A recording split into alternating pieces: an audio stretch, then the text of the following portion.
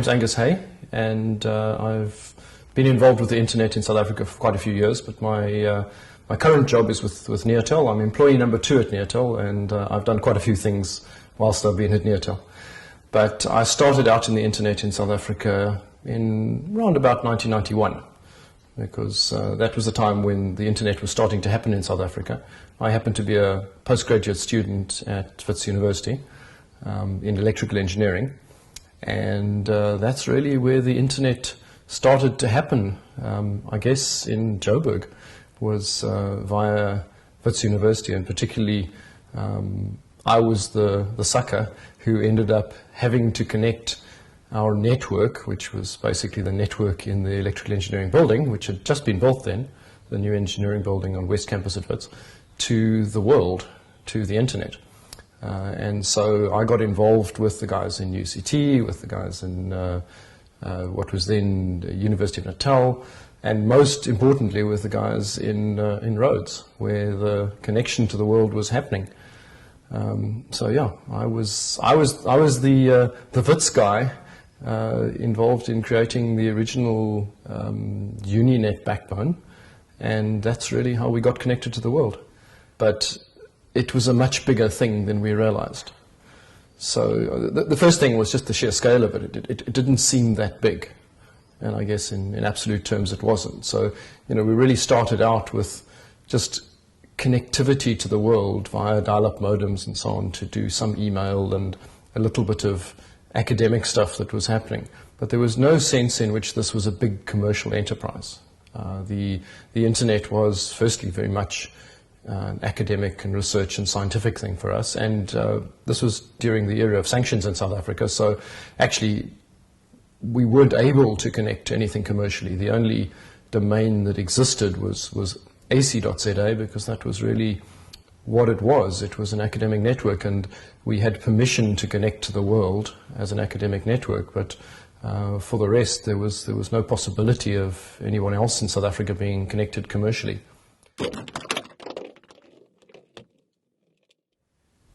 We didn't feel like we were pioneering anything, but I suppose we were playing around and making it work.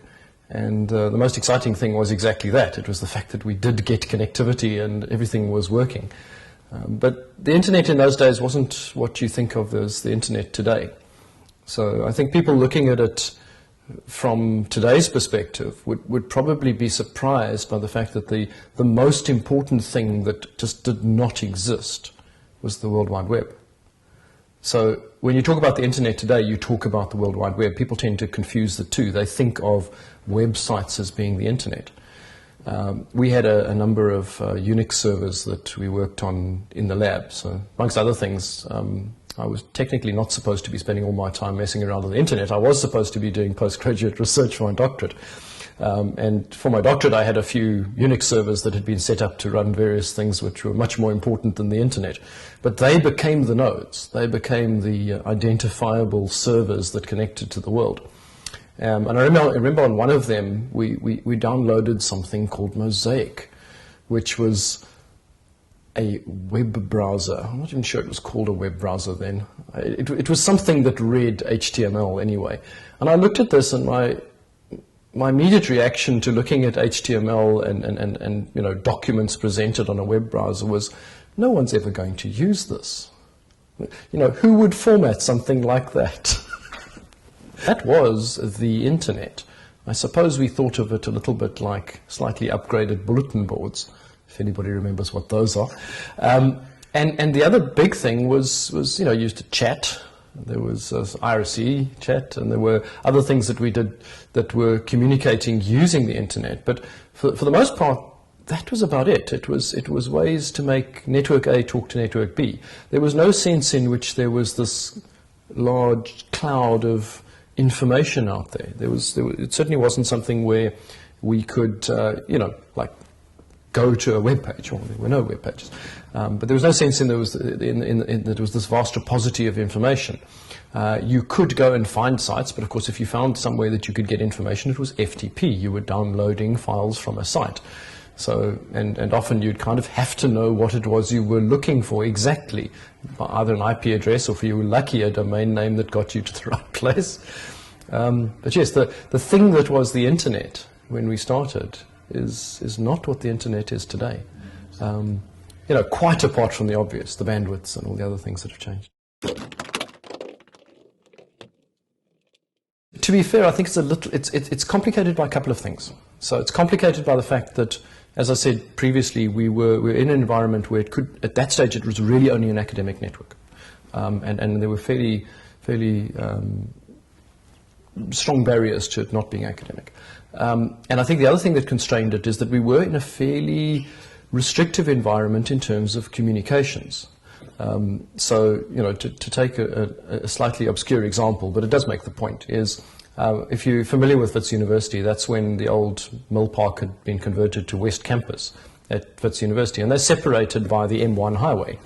And the access into the new West Campus was a bridge built across that highway, and that bridge crossed right into the new engineering building. So we were sitting in the new engineering building, and we had to get physical connectivity, and ideally, reasonably high bandwidth connectivity for those days, back into the rest of the campus, and obviously things were hubbed out of the computer center as well.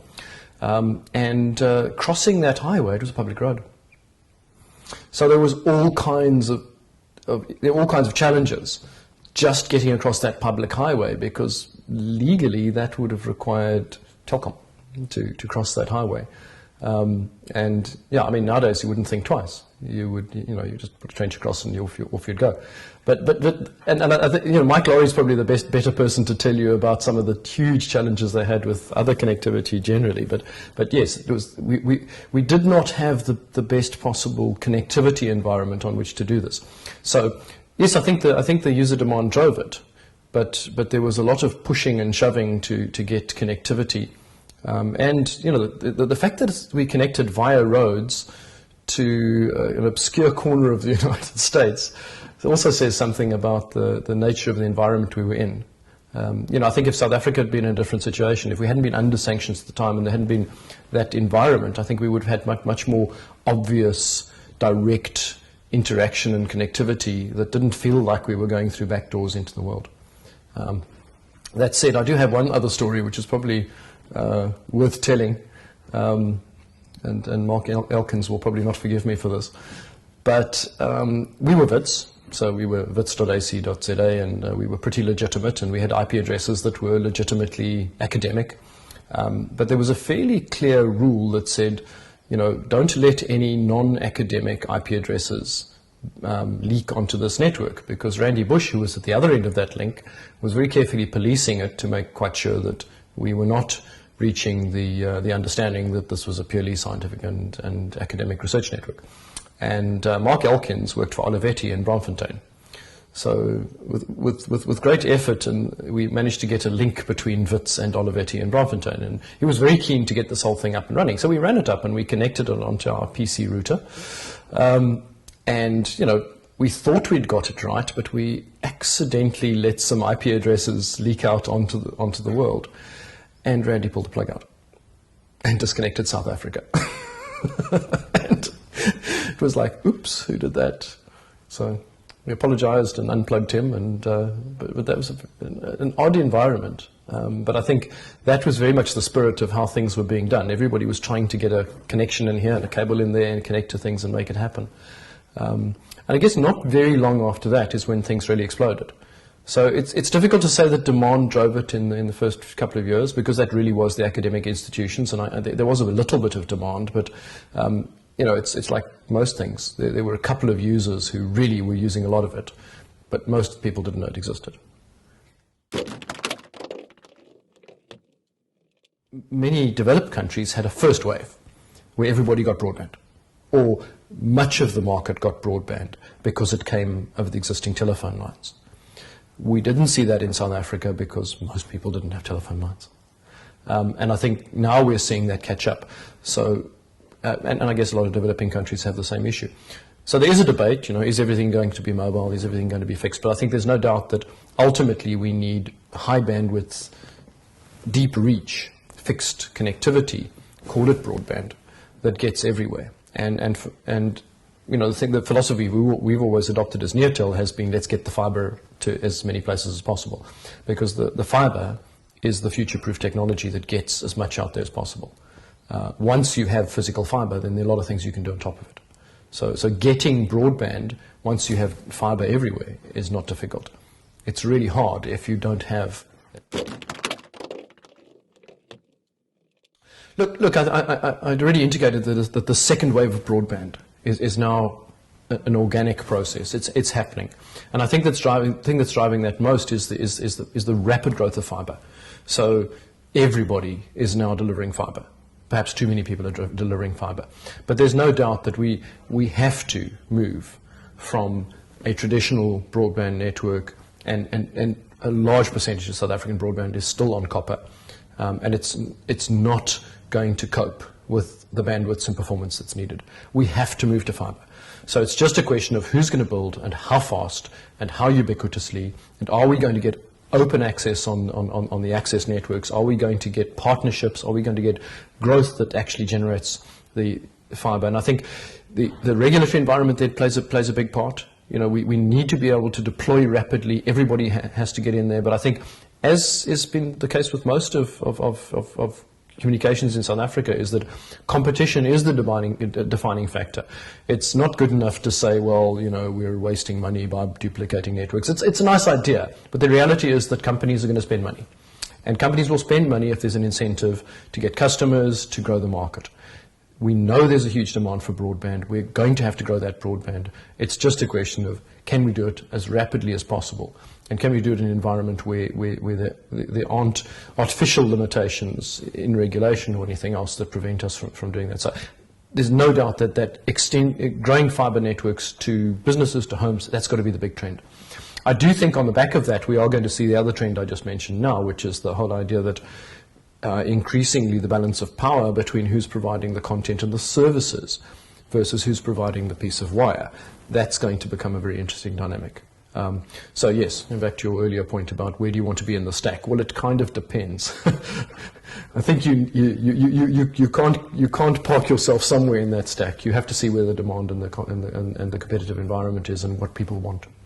You know, so if what people want is content, maybe you want to facilitate that content.